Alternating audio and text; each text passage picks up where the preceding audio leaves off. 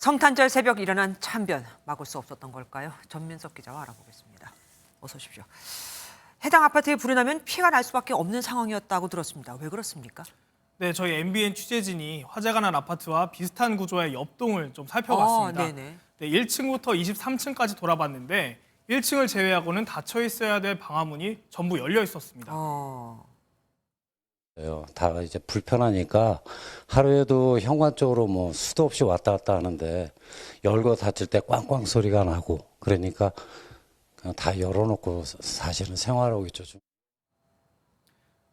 네, 구조 자체도 일반적이지가 않았습니다. 계단실은 닫힌 방화문으로 막혀 있어야지 연기가 침입하지 못하는데 그렇죠. 한 층 세 집 가운데 두 집은 바로 계단으로 통했습니다. 계단 쪽 집에서 불이 나면 계단이 그대로 연기 통로가 되는 셈이죠. 이번 불은 방화문 안쪽 집에서 났지만 방화문이 열려 있어서 마찬가지로 유독한 연기가 확산하는 걸 막지 못했습니다. 그리고 4층에서 뛰어내려서 아이는 살리고 숨진 그 아버지 얘기 참 안타까운데 이것 말고는 방법이 없었던 걸까요?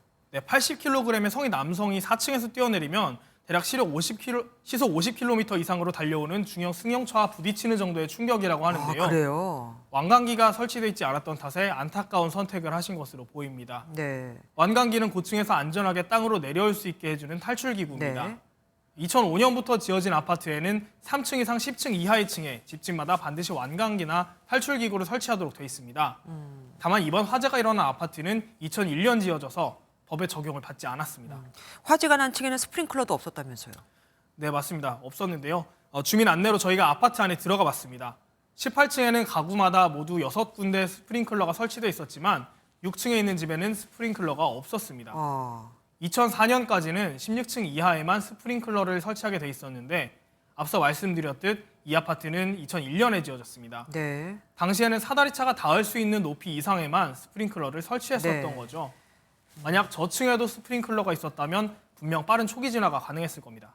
그러니까 화재가 발생했어도 사망자가 발생하지 않게끔 할 수 있는 여러 가지 장치가 있었는데 이번엔 지금 다 살살 피해 간 겁니다. 그런데 문제는 이런 아파트가 한두 군데가 아닐 거 아니에요. 네. 그래서 저희 취재진이 오늘 서울에 있는 다른 지역에 있는 아파트들도 다 가봤어요. 네네. 네, 방화문이 열려 있는 건 물론이고 아예 방화문 자체가 없는 곳도 있었습니다.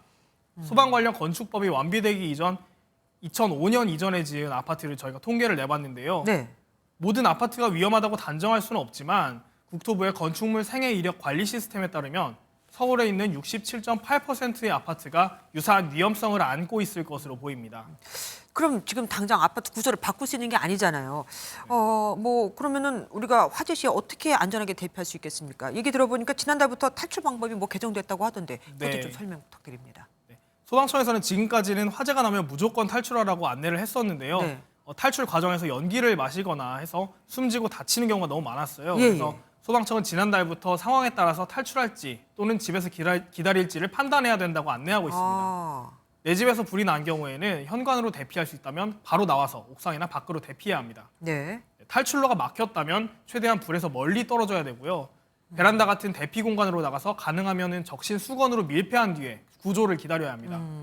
만약에 내 집에서 난 불이 아니라면 무조건 대피하기보다는 연기나 화염이 안 들어오는 상태라면 문과 창문을 꽉 닫고 구조를 기다리는 게 좋습니다.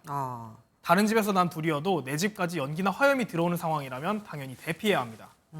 화재용 방독면을 집에 구비해 놓는 것도 좋습니다. 예, 알겠습니다. 지금까지 사회부 전민석 기자와 알아봤습니다. 고맙습니다. 안녕하세요. 김주하입니다. 공정하고 신속한 MBN 뉴스 유튜브를 통해서도 만나보실 수 있습니다. 특히 더 많은 뉴스와 라이브를 보고 싶으시다면 오른쪽을 눌러서 구독하시면 됩니다. 어렵지 않죠?